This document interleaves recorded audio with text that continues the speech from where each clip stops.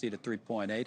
Here with us in New York, Paul Rieckhoff, who joins the C-Suite, the host of the Independent Americans podcast. I guess those troops, I don't think they get paid, right? And then they get back pay after the shutdown.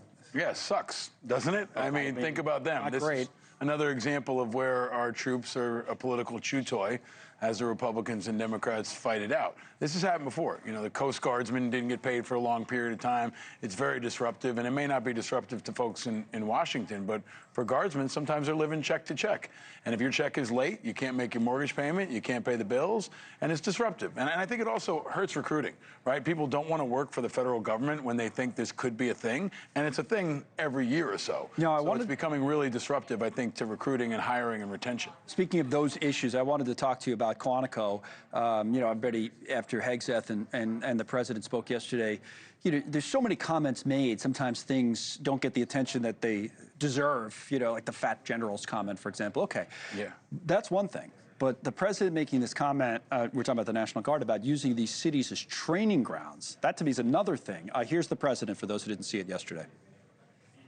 I told Pete we should use some of these dangerous cities as training grounds for our military, National Guard, but military, because we're going into Chicago very soon. That's a big city with an incompetent governor, stupid. What did you think of that? I thought it was inappropriate and dangerous and reckless. Our troops are not doing training in military in American cities. It's a line you shouldn't cross. And I thought a lot about yesterday was unprecedented and unacceptable. But the idea that we're going to use our military against American cities should outrage most Americans, I think, no matter what your political persuasion is. But the tone, the idea that he's going to bring them in like a hammer and they should get ready for training in American cities is not the way a president's supposed to talk, especially when you understand Americans will be on the other side. There's no more dangerous mission you can give American troops than to be put in a situation like Chicago or Portland. And I think it's a little bit too flip for the seriousness of what we're doing. And also, I think we should take him at his word. He says he's going to do this. He's done it in other cities, and I think Portland and Chicago are clearly next. Well, that's what I was going to ask, is that sometimes with Trump, the thing is, well, you know, he's just saying this or that, or, you know, even with the shutdown thing, sending out memes, the vice president says, oh, he's just joking around. You're saying in this case, it's not a joke. He telegraphs his punches. I mean, he is on plan. He said he's going to do this. I think we should expect, you know, maybe 3, 4, 5 more cities before the end of the year. That's in addition to potentially hitting Venezuelan boats and maybe Iran again. I think the biggest story in America, Connell, and has been for weeks, is that Donald Trump can do anything he wants with the most powerful military in the world. Striking a foreign nation, bringing the generals down to D.C. or Quantico, you know, going into a new American city. And that's where Congress is really failing in their constitutional duty to keep him in check and at least have consultation before you deploy troops anywhere. You know, these different cities and states, they deal with it differently. I mean, you may have seen the break, Greg Abbott, the Texas governor. He's talking about crime in Texas. A quick word before we get to that, if we have time, about this city, about New York.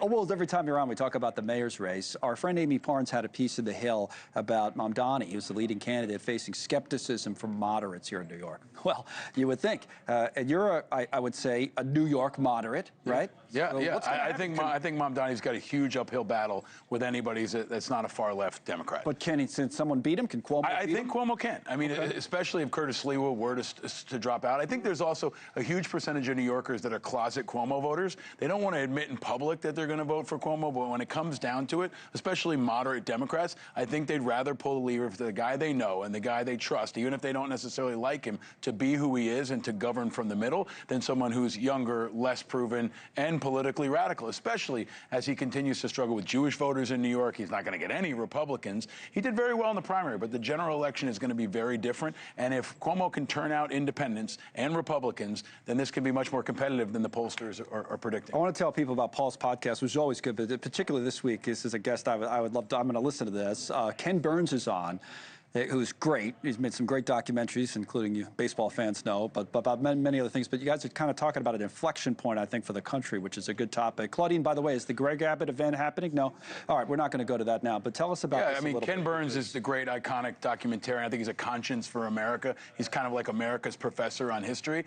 And he has a new documentary series out called The American Revolution. He's done Vietnam, he's done the Civil War. Now he's doing The American Revolution. It's coming out in November. And it's an exploration of how this country was founded and he thinks one of, if not the most significant event in modern history. It's a great time to talk about the American Revolution, how we were founded, No the doubt. spirit and ethos of George Washington, and we talk about baseball. He also did the baseball documentary, so we're going to talk about my Yankees, we're going to talk about his Red Sox, and it's a really great conversation with also a voice of reason, a guy who brings calm and thoughtfulness to the conversation at a time when I think we need it. We have an attention span of about 30 seconds if we're lucky, and this dude spends where's he live, Vermont or something? Yeah, he New spends Hampshire. like 20 years working. 16 hours is the new documentary. Right, and Yeah. you know, I forgot what I did yesterday, but it's unbelievable the work. Anyway, well, I'll listen and watch that. Thank you, Thank Paul. you. We'll see Thanks, you next Colin. week, Paul Rykoff.